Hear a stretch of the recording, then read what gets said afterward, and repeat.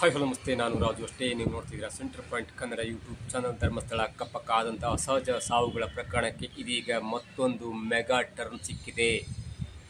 ಯಾವುದೇ ಖಾಸಗಿ ಮಾಧ್ಯಮದಲ್ಲಿ ಮಾತಾಡಿರದಂಥ, ಯಾವುದೇ ಕನ್ನಡ ಮಾಧ್ಯಮದ ಮುಂದೆ ಮಾತಾಡಿರದಂಥ ಅನಾಮಿಕ ದೂರುದಾರ ಭೀಮಾ, ಮುಸುಕುದಾರಿ ಭೀಮಾ ಇದೀಗ ರಾಷ್ಟ್ರೀಯ ಚಾನಲ್ ಅಂದರೆ ಇಂಗ್ಲಿಷ್ ಮಾಧ್ಯಮ ಇಂಡಿಯಾ ಟುಡೇಗೆ ತಮ್ಮ ಎಕ್ಸ್ಕ್ಲೂಸಿವ್ ಹೇಳಿಕೆಯನ್ನು ಕೊಟ್ಟಿದ್ದಾರೆ. ಆಗಲೂ ಕೂಡ ಮುಸುಕುದಾರಿಯಾಗಿ ಇದ್ದರು. ಅವರ ಮುಖವನ್ನು ಮುಸುಕನ್ನು ತೆಗೆಯುವಂಥ ಕೆಲಸ ಮಾಡಲಿಲ್ಲ. ಅದಕ್ಕೆ ವಕೀಲರು ಕೂಡ ಅನುಮತಿ ಕೊಟ್ಟಿಲ್ಲ. ಜೊತೆಗೆ ಅವರ ಧ್ವನಿಯನ್ನು ಕೂಡ ಡಿಸ್ಟಾರ್ಟ್ ಮಾಡಿ, ಅಂದರೆ ಸ್ವಲ್ಪ ಧ್ವನಿಯನ್ನು ಕೂಡ ಸ್ವಲ್ಪ ಚೇಂಜ್ ಮಾಡಿ ಆ ಇಂಟರ್ವ್ಯೂವನ್ನು ಸರಿಸುಮಾರು 6 ರಿಂದ 7 ನಿಮಿಷಗಳ ಕಾಲ ಅಲ್ಲಿ ನಡೆದಂಥ ಇಂಟರ್ವ್ಯೂನ ಈಗ ಸಾಮಾಜಿಕ ಜಾಲತಾಣ ಮತ್ತು ತಮ್ಮ ಚಾನಲ್ನಲ್ಲಿ ಪ್ರಸಾರ ಮಾಡಿದೆ ಇಂಡಿಯಾ ಟುಡೇ. ಹಾಗಾಗಿ ಈ ಹಿಂದೆ ಹೇಳಿದ್ದ ಎನ್ನಲ್ಲ, ಅಂದರೆ SIT ತಂಡದ ಮುಂದೆ ತಾನು ಕೊಟ್ಟಂಥ ಹೇಳಿಕೆ ಆಗಿರ್ಬೋದು, ಅಥವಾ ನ್ಯಾಯಾಧೀಶರ ಮುಂದೆ ತಾನು ಕೊಟ್ಟಂಥ 164 ಹೇಳಿಕೆ ಆಗಿರ್ಬೋದು, ಎಲ್ಲವೂ ಕೂಡ ಒಂದು ಊಹಾಪೋಹದ ಕಂತೆ ಇತ್ತು. 300 ಶವಗಳನ್ನು ಹೂತಿದ್ದೇನೆ ಎನ್ನುವಂಥ ಹೇಳಿಕೆ ಆಗಿರ್ಬೋದು, ಅಥವಾ ಹುಡುಗಿಯರ ಶವಗಳನ್ನು ಹೂತಾಕಿದ್ದೇನೆ ಅಂತ ಹೇಳಿಕೆ ಇರ್ಬೋದು, ಇವು ಎಲ್ಲವೂ ಕೂಡ ಅಸ್ಪಷ್ಟವಾಗಿತ್ತು. ಅಂದರೆ ಕೆಲವರು ಮುಖಾಂತರ ಗುರುತುಪಡಿಸಿದ ಕೆಲವೊಬ್ಬರ ಮುಖಾಂತರ ತಿಳಿಯಲ್ಪಟ್ಟ ಒಂದು ಹೇಳಿಕೆ ಆಗಿತ್ತು. ಅದರ ಪ್ರಕಾರವೇ ಕನ್ನಡ ಮಾಧ್ಯಮಗಳು ಮತ್ತು ರಾಷ್ಟ್ರೀಯ ಮಾಧ್ಯಮಗಳು ಅದನ್ನು ಪ್ರಸಾರ ಮಾಡ್ತಾ ಇದ್ದು. ಆದರೆ ಇದೀಗ ಸ್ವತಃ ರಾಷ್ಟ್ರೀಯ ಮಾಧ್ಯಮವಾದಂಥ ಇಂಡಿಯಾ ಟುಡೇಗೆ ಎಕ್ಸ್ಕ್ಲೂಸಿವ್ ಆದ ಒಂದು ಇಂಟರ್ವ್ಯೂವನ್ನು ಕೊಟ್ಟಿದ್ದಾರೆ.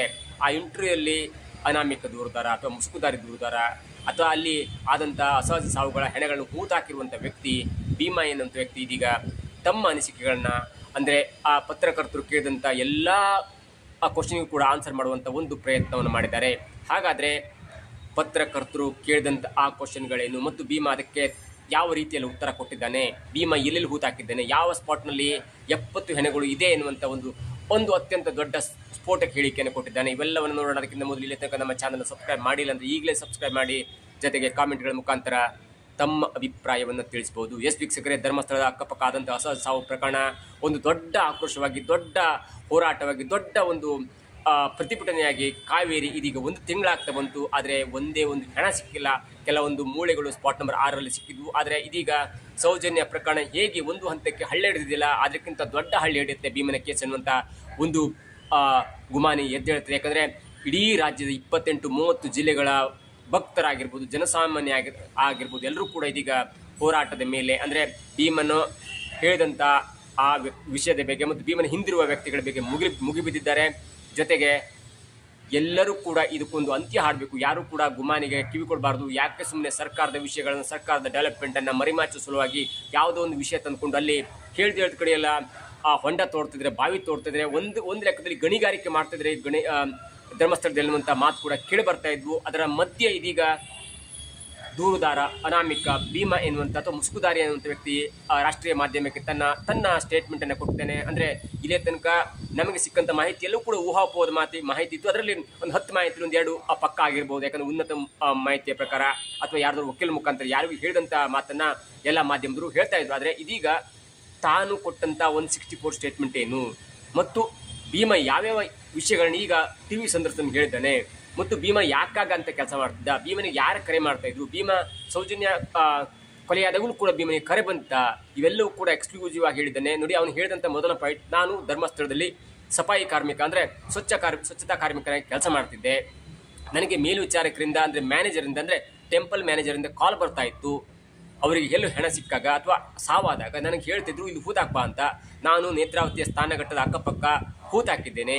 ಸುಮಾರು 100ಕ್ಕೂ ಹೆಚ್ಚು ಹೆಣಗಳನ್ನು ಹೂತಾಕಿದ್ದೇನೆ. ಅದರಲ್ಲಿ 90ಕ್ಕೂ ಹೆಚ್ಚು ಹೆಣ ಮಹಿಳೆಯರದಾಗಿತ್ತು ಅಂತ ಹೇಳ್ತಾನೆ. ಆದರೆ ಆ ಪತ್ರಕರ್ತ ಕೇಳ್ತಾನೆ, ನಿಮಗೆ ದೌರ್ಜನ್ಯ ಆಗಿತ್ತು, ರೇಪ್ ಆಗಿತ್ತು, ಅತ್ಯಾಚಾರ ಆಗಿತ್ತು ಅನ್ನೋದನ್ನು ಹೇಗೆ ಕಂಡುಹಿಡಿದ್ರಿ ಅಂತ ಕೇಳಿದಾಗ, ಇಲ್ಲ ನನಗೆ ಅಂತ ಕಂಡುಹಿಡಿಯುವಂಥ ಒಂದು ಬುದ್ಧಿವಂತಿಕೆ ಇಲ್ಲ. ಅದೇನಾದರೂ ಪೋಸ್ಟ್ಮಾರ್ಟಮ್ ಕಂಡುಹಿಡಬೇಕು ಅಥವಾ ಡಾಕ್ಟರ್ ಕಂಡುಹಿಡಬೇಕು. ನನಗೆ ಮೇಲ್ನೋಟಕ್ಕೆ ಕಂಡು ಬಂದಾಗ ಅವರ ಬಟ್ಟೆ ಬರೆ ಮತ್ತು ಕೆಲವೊಂದು ಗುರುತುಗಳನ್ನ ಕಂಡು ಹಿಡಿದಾಗ ಅಥವಾ ನೋಡಿದಾಗ ನನಗೆ ದೌರ್ಜನ್ಯ ಆಗಿತ್ತು ಎನ್ನುವಂಥ ಒಂದು ಮಾಹಿತಿ ಸಿಗ್ತಾ ಇತ್ತು. ಜೊತೆಗೆ ಸ್ಪಾಟ್ ನಂಬರ್ 13ರಲ್ಲಿ 70 ರಿಂದ 80 ಹೆಣಗಳು ಹೂತಾಕಿದ್ದೇನೆ. ಆದರೆ ನಾನು SIT ತಂಡವನ್ನು ನಂಬ್ತೇನೆ, SIT ತಂಡ ಜೊತೆ ಕೋಪರೇಟಿವ್ ಆಗಿರ್ತೇನೆ. ಆದರೆ SIT ತಂಡ ನನ್ನನ್ನು ನಂಬ್ತಾ ಇಲ್ಲ. SIT ತಂಡ ಒಳ್ಳೆ ಕೆಲಸ ಮಾಡ್ತಿದೆ, ಎಲ್ಲವನ್ನೂ ಕೆಲಸ ಮಾಡಿದೆ. ಆದರೆ SIT ತಂಡ ನನ್ನನ್ನು ನಂಬ್ತಾ ಇಲ್ಲ. ಪದೇ ಕ್ರಾಸ್ ಕ್ವಶನ್ ಕೇಳ್ತಾ ಇದೆ ಎನ್ನುವಂಥ ಮಾತು ಕೂಡ ಹೇಳಿದ್ದಾನೆ ಸಂದರ್ಶನದಲ್ಲಿ. ಇದರ ಮುಂದುವರೆದ ಭಾಗವಾಗಿ ಕೇಳ್ತಾರೆ ಪತ್ರಕರ್ತರು, ನಿನ್ನ ಜೊತೆ ಯಾರು ಹೆಣ ಹೂಳ್ತಾ ಇದ್ರು, ನೀನು ಒಬ್ಬನೇ ಹೆಣ ಉಳ್ತಿದ್ದೆ ಎನ್ನುವಂಥ ಒಂದು ಕ್ವಶನ್ ಕೇಳಿದಾಗ ಹೇಳ್ತಾರೆ, ಇಲ್ಲ ನನ್ನ ಜೊತೆ ಮತ್ತು 4 ಇದ್ರು. ಅವ್ರ ಹೆಸರನ್ನು ಹೇಳಿದ್ದಾನೆ, ಆದರೆ ನಾನು ಹೇಳಲಿಕ್ಕೆ ಹೋಗೋದಿಲ್ಲ.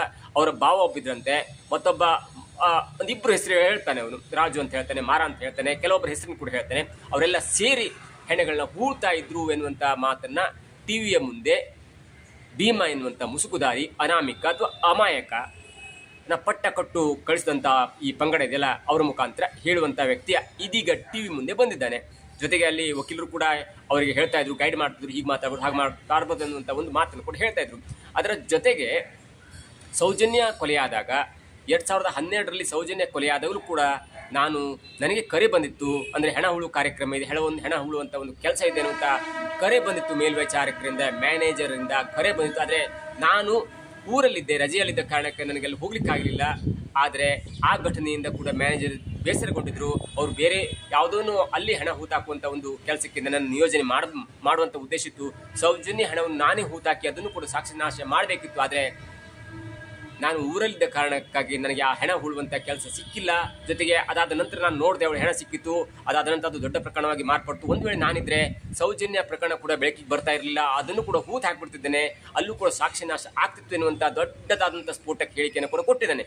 ಹಾಗಾಗಿ ಭೀಮಾ ಹೇಳಿದ ಈ ಎಲ್ಲವೂ ಕೂಡ ಇದೀಗ ಗೊಂದಲದ ಗೂಡಾಗಿದೆ. ಭೀಮಾ ಹೇಳ್ತಾನೆ, ಇಲ್ಲ ನಾನು 13 ಸ್ಪಾಟನ್ನು ತೋರಿಸಿದ್ದೇನೆ, 15-16 ಸ್ಪಾಟನ್ನು ತೋರಿಸಿದ್ದೀನಿ, ಅಲ್ಲಿ 6 ಮತ್ತು 11 ಎಲ್ಲಿ ಹೆಣ ಸಿಕ್ಕಿದೆ ಎನ್ನುವಂಥ ಮಾತನ್ನು ಹೇಳ್ತಾನೆ. ಜೊತೆಗೆ ಅವನಿಗೆ ನಂಬಿಕೆ ಇದೆ ಹೆಣ ಸಿಗತ್ತೆ ಅನ್ನೋದು. ಆದರೆ ನಾನು ಮೊದಲು JCB ಸ್ಪಾಟನ್ನು ತೋರಿಸಿದಾಗ ನನಗೆ ಅದು ಸ್ವಲ್ಪ ಅರ್ಥ ಆಗಿತ್ತು, ಒಂದು ಸ್ಪಾಟ್ ಮಾತ್ರ. ಆದರೆ ಯಾವಾಗ ಮಣ್ಣು ಈ ಕಡೆ ಹಾಕಿದ್ರಲ್ಲ, ಮಣ್ಣು ಆ ಕಡೆ ಹಾಕಿದ್ರಲ್ಲ, ನನಗೆ ಆ ಜಾಗವನ್ನು ನಿಖರವಾಗಿ ತೋರಿಸಲಿಕ್ಕೆ ಅಷ್ಟು ಸ್ಪಷ್ಟತೆ ಸಿಕ್ಕಲಿಲ್ಲ, ಗೊಂದಲ ಆಯಿತು. ಯಾಕಂದರೆ ಮಣ್ಣು ಆ ಜಾಗದಲ್ಲಿ ಬಿತ್ತು.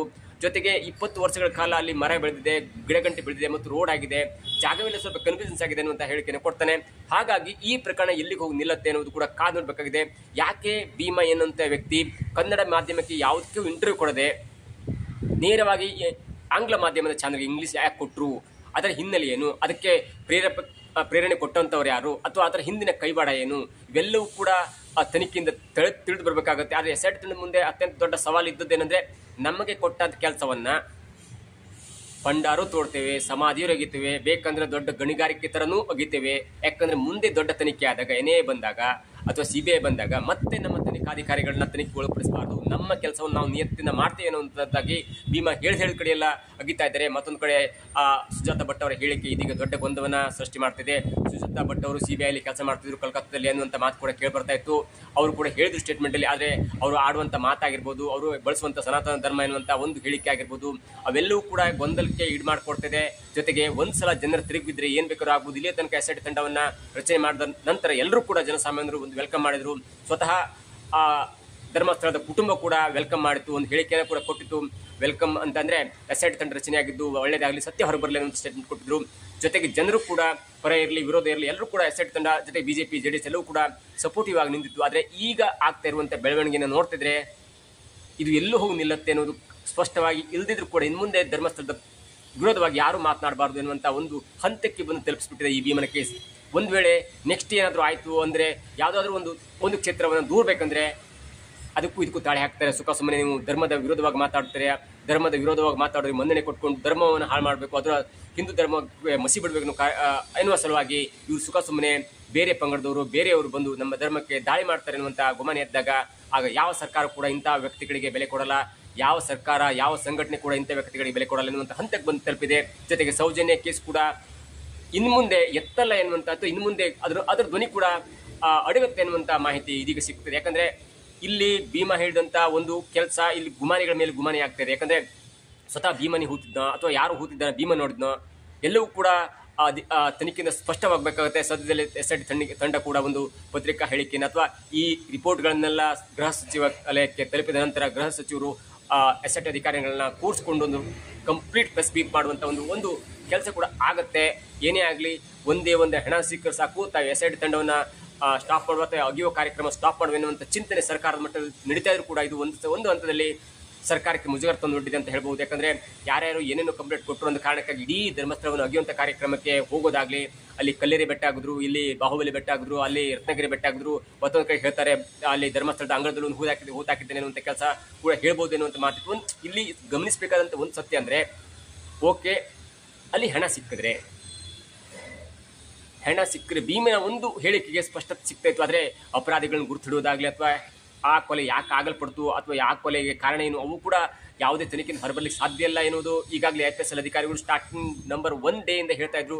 ಆದರೂ ಕೂಡ ಓಕೆ ಭೀಮಾ ಅನ್ನುವಂಥ ವ್ಯಕ್ತಿ ಬಂದು ಧೈರ್ಯವಾಗಿ ಕಂಪ್ಲೇಂಟ್ ಕೊಟ್ಟಿದ್ದಾರೆ ಅಂತ ಹೇಳಿಕೆಯನ್ನು ಕೊಡ್ತಿದ್ದಾರೆ. ಅಲ್ಲಿ ಮುಖ್ಯವಾಗಿ ಗಮನಿಸಬೇಕಾದಂದ್ರೆ ಪತ್ರಕರ್ತರು ಪದೇ ಪದೇ ಕೇಳ್ತಾರೆ, ಇಷ್ಟು ವರ್ಷ ಯಾಕೆ ನೀವು 20 ವರ್ಷಗಳ ಕಾಲ ಯಾಕೆ ಸುಮ್ಮನಿದ್ರಿ, 15 ವರ್ಷದ ನಂತರ ಬಂದು ನೀವು ಯಾಕೆ ಈ ಆರೋಪವನ್ನು ಮಾಡ್ತಾ ಇದ್ದಾರೆ ಅನ್ನುವಂಥ ಒಂದು ಕ್ವಶನ್ ಅನ್ನು ಕೇಳಿದಾಗ ಆ ಭೀಮಾ ಅನಾಮಿಕ ಅಮಾಯಕ ದೂರುದಾರ ಮುಸುಕುದಾರೆ ಅವನು ಹೇಳ್ತಾನೆ, ಇಲ್ಲ ನನ್ನ ಕನಸಲ್ಲಿ ತಲೆಬುರುಡೆ ಕಾಣಿಸ್ಕೊಳ್ತಾ ಇದ್ದು, ನನಗೆ ಪದೇ ಪದೇ ಎಚ್ಚರ ಆಗ್ತಿತ್ತು, ನನಗೆ ಪ್ರಾಯಶ್ಚಿತ್ತ ಕಾಡ್ತಾ ಇತ್ತು, ಹಾಗಾಗಿ ನಾನು ತಲೆಬುರುಡೆ ಹುಡುಕ್ಲೇಬೇಕು, ಆ ತಲೆಬುರುಡೆಗಳಿಗೆಲ್ಲ ಒಂದು ಅಂತ್ಯ ಸಂಸ್ಕಾರ ಮಾಡಿಸ್ಬೇಕು ಎನ್ನುವಂಥ ಹೇಳಿಕೆಯನ್ನು ಕೊಡ್ತಾನೆ. ಅಂದರೆ ಇದರ ಹಿನ್ನೆಲೆ ಏನು?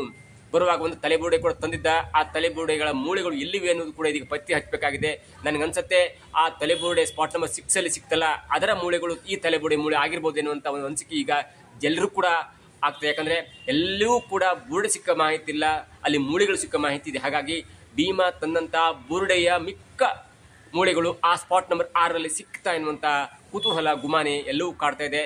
ಏನೇ ಆಗಲಿ ಕನ್ನಡದ ಮಾಧ್ಯಮಗಳನ್ನ ಬಿಟ್ಟು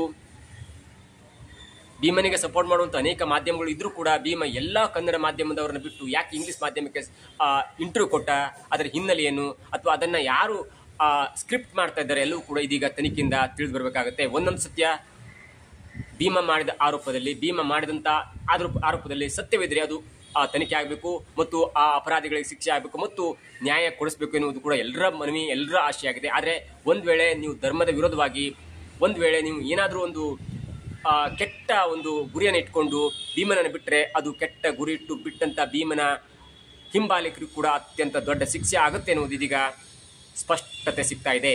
ಇದಾಗಿತ್ತು ಇವತ್ತಿನ ವಿಶೇಷ. ನೋಡ್ತಾ ಇದೆ centre point Kannada YouTube channel.